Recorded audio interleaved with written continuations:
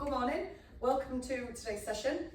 Before we introduce ourselves, I am just going to introduce the course and just give you some resources and some handouts. So today's session is going to be about moving and handling. We're specifically looking at manual handling of inanimate objects today. You will be doing a moving and assisting of people course, but that will be at a later date. So I'm just going to give you some handouts before we start that you'll need for the day. There you go. Have you got a pen? Yep. I'll give you a highlighter there as well, just in case you need to highlight any important notes. Also, if you have got any learning needs or anything that you need to talk to me about, you can either disclose them now or come and see me later on at break time. Is that okay? Yeah, it's fine. Okay, so quickly we'll go through the housekeeping rules. Do you know where the toilets are? Yeah. Yeah, so just through this door and then through the glass door, and then you'll see them on your left-hand side as you go through the door. We're going to stop for a break roughly in about 15 minutes. We'll stop for a quick comfort break. You can get yourself a cup of coffee or you can nip to the loo. Can I please just ask you to make sure that if you've got a mobile phone, it is turned off or it's on silent and the vibrate is off. I'm not expecting any fire drills today, but if the fire alarm does go off, we do need to exit through that door. If you go down towards reception where you came in, and then the fire meeting point is just down by the bin storage at the bottom of the car park. Do you know where that is? Yeah. Because the parking lot when I came in. Yeah, lovely. And the smoking shelter, do you know where that is? Yeah. Yeah, lovely. So that's just down the other end of the car park as well. And please just be aware of your environment. Some of the people that we support do live within these grounds, so please make sure that you follow any instructions from their support workers when you are out and about in the building. Is everything all right with that? Yep. Lovely. So learning agreement for today. This is about you, this is your course, so please make sure that you ask any questions, you share any experience. We want you to obviously enjoy today's course, but please make sure that you are maintaining any confidentiality if you are asking, telling any stories and asking any questions or giving any feedback. Is that all right? Yep. Okay, lovely. So we'll just do a quick introduction then. My name is Stephanie Pearson. I've worked for the company now for about a year and a half. I have been in the training role for roughly in health and social care for about 18 years. Previously I worked with elderly dementia settings, so this is the first company that I've worked for with autistic and complex needs. And one fact about myself would be that I love motor racing. Okay, are you okay to introduce yourself? Yeah. Okay, so my name's Gillian. I worked for the Hesler Group now for 16 years. I was a support worker for about 14 years of that. I then became a team leader, which I've been doing ever since. And one fact about myself is that I love donuts. Oh, who doesn't love donuts? Thank you very much for that, Gillian. Okay, learning outcomes for today then. So today's session is all about manual handling of inanimate objects. So I'm just going to give you a second to just read through those learning outcomes, and if you've got any questions, you can just ask me when you finish reading. Okay.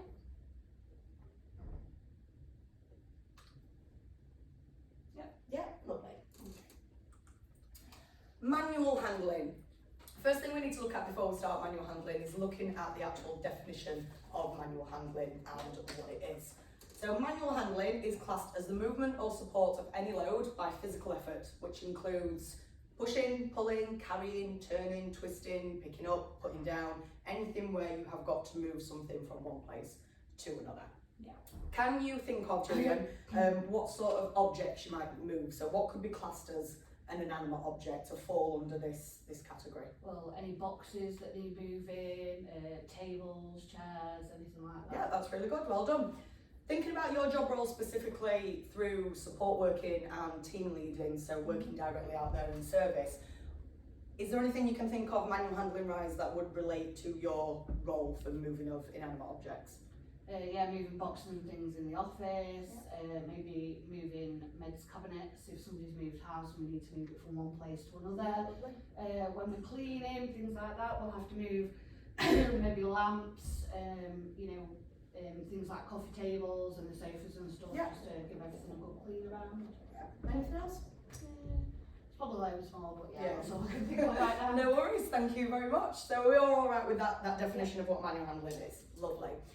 So as an important part of manual handling then, it's really important that we take care of our backs as well, and back care is a really big part of this topic that we're going to be discussing in a second. All the things that you mentioned, such as, you know, the cleaning of people's houses, picking boxes up in the office, even things like moving your meds cabinets, you might be possibly going shopping with the individuals you support.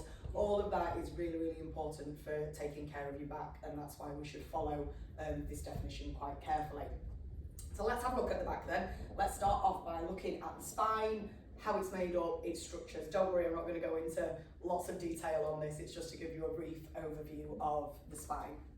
So it is made up of a complex construction. There's lots of different nerves, bones, joints, muscles, tendons, ligaments, and they are all linked together with your back.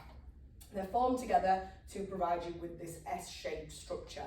So a lot of people, when they think about your back being straight, or somebody will say sit up straight or keep your back straight, your back isn't actually straight, it is naturally shaped in this S-woven structure there. It is made up of 33 vertebrae, and they're all the bones in the spine. So all of these white joints that you can see there, that is the vertebrae. There's 33 of those altogether.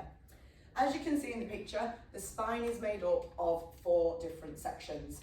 The first section at the top is your cervical spine. The next section is your thoracic. The lumbar is the last one to the bottom, and then the last one right at the bottom, I know in the picture it says sacrum and coccyx, but what actually happens is at birth these two bones fuse together and it actually makes what we call the sacrococcygeal. So when people refer to the coccyx bone, it is actually your sacrum and your coccyx fused together to make one bone called the sacrococcygeal. But don't worry, you don't need to remember any of those names, okay?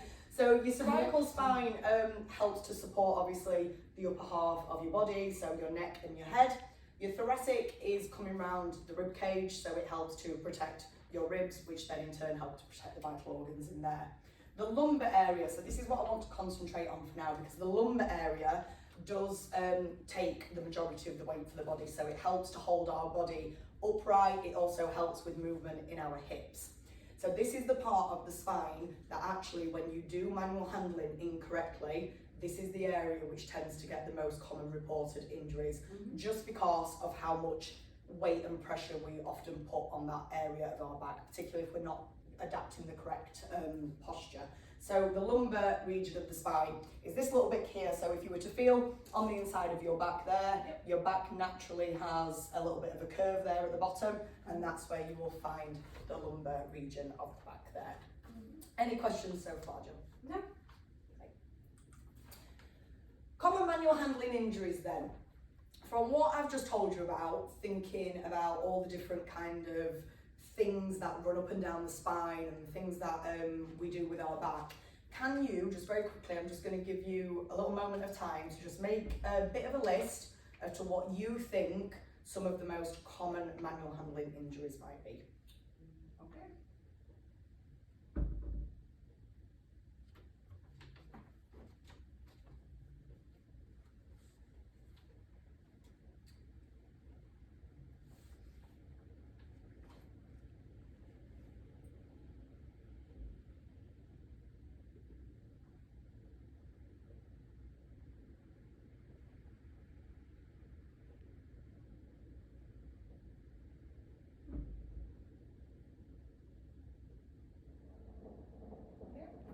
Okay, do you think you've got some? Yeah, lovely. Do you want to read them out? Okay, so you could break something. Yeah. You could break your fingers, you could break, I suppose, break your back. Yeah. So you could have spinal injuries as well. Yeah. Moving things, you can cut yourself on boxes, Yeah, things lovely. like that. Yeah. Obviously things like trapped nerves, and also if you're lifting, I suppose, things that are too heavy, things like that, you're going to damage your muscles. Yeah, lovely. There's some great answers in there, Jill. Let's have a run through then at what we've got on our list here in front of us. So these are just a few of the common injuries which can occur. Fractures, you did mention that, so yeah, you definitely can break things, you can fracture your bones. We've then got damage to muscles, which again you have just mentioned those. Don't forget about your ligaments and your tendons as well. They can be very easily torn just as much as what your muscles can. Your spinal disc injuries, so this is where you might have heard the term before, a slipped disc. So this is what a spinal disc injury would be. It's the nucleus which sits between those 33 vertebrae, and it's very soft, it's very spongy, and if you put too much pressure on it, that's when you get your slipped disc. So yeah, abrasions, cuts, you mentioned those as well. Trap nerves, don't forget up and down the back is millions of different nerves which go off to lots of different areas. So absolutely you can get a trap nerve. Have you ever heard of sciatica before? Yeah. So sciatica normally affects your bum and your thigh, and sometimes it goes down to your calf, but your sciatic nerve can actually be found in the lumbar region of your back. So when you trap nerves, it can affect all different areas of your body, not just your back. Burns and hernias. So that was really good work there, Jill. Well done on that one. So before we move on, Jill, can you remember which I said was the most common area of the back to be injured? It's pretty much where his hand is or just below, so it'd be that lumbar region. Good. Yeah. Really good, Jill. Well done. Fantastic. Let's have a look then at a couple of things that we might need to consider before we're carrying out any manual handling tasks. So have you heard of the acronym LIGHT before? Yeah, I've done manual handling training before, but it's been a while since I've done it. But yeah, I can Brilliant. pretty much remember. Pretty much remember everything from there. Lovely. So you've got your load, which is obviously the object, the item that you might be moving. So is it okay to carry it? Can you split it down into loads, anything like that, into smaller loads? You then need to look at the individual yourself. So are you okay to carry it? The task that's involved, so where are you moving it to? What is it you're actually doing? And then the environment, so checking your surroundings before you start to move in case. What might be in the environment that could affect your manual handling? Any ideas? Things like wet floors, or if there's things in the way. Yeah, so there might be objects in the way. Brilliant. Racking if you're having to go up high. Great. Or anything. Could also be kind of stairs, slopes, poor lighting, anything like that. Brilliant. No, Jill, well done. So our technique then for manual handling, because this is really important for us to know. The first thing that we do before we do anything is we are going to plan our lift, and we're going to plan using our lift using the acronym LIGHT, which is at the side there: load, individual, task and environment. We're next going to then, so we're going to plan our lift, we're going to use our legs. Why do we want to use our legs? To save strain on our back. Brilliant, to save using our backs, really good. So you need to have a nice wide stable base, good posture, using those legs to lift, so kind of bending at the knees, making sure that you've got that good posture, so that's keeping your back straight, and then making sure that you hug the load, because that way the weight is more evenly distributed and it doesn't put as much strain on your back. Okay, are you all right with everything on there, Jill? Yeah.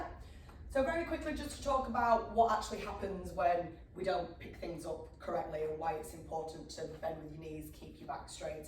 And that's basically because when we adopt the wrong posture, for example, you can see in this picture here that a box that weighs 10 kilograms, when you are using your manual handling incorrectly, it's 12 times its weight, which is the force that's put on the lumbar region of the back. So technically, that means that 10 kilogram box, is approximately 120 kilograms of pressure that you're placing on that lumbar region of your back, which is the equivalent of a male jaguar, which is just under 19 stone. So something which is very light and very small and agile can actually become a real high amount and increased pressure for your back. So we need to take care of our back.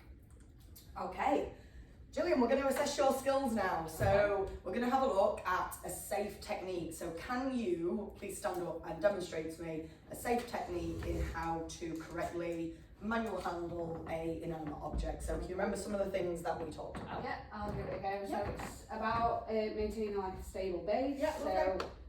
So legs about shoulder width apart. Fantastic. Bending your knees so that your back stays straight. So say if there was a box here, I'm going to bend my knees, pick the box up as straight as possible, straightening my legs and bringing the load in towards like a hook position. Yeah. So it's using sort of my core strength to carry the box, making sure I don't twist, so I might maybe need to take a step away from the table and turn straight. That's great, brilliant. Thank you for that demonstration. That was a wonderful demonstration, really good technique there, Jill. Okay, so that's it for the manual handling of inanimate object course. Have you got any questions? No. Lovely. Well, thank you for your time. There will be an evaluation form sent out to you via email, so if you could just complete that at your earliest convenience and just send it back if you've got any feedback about the course. Yep, no Lovely. worries. Thank you very much. Thank you.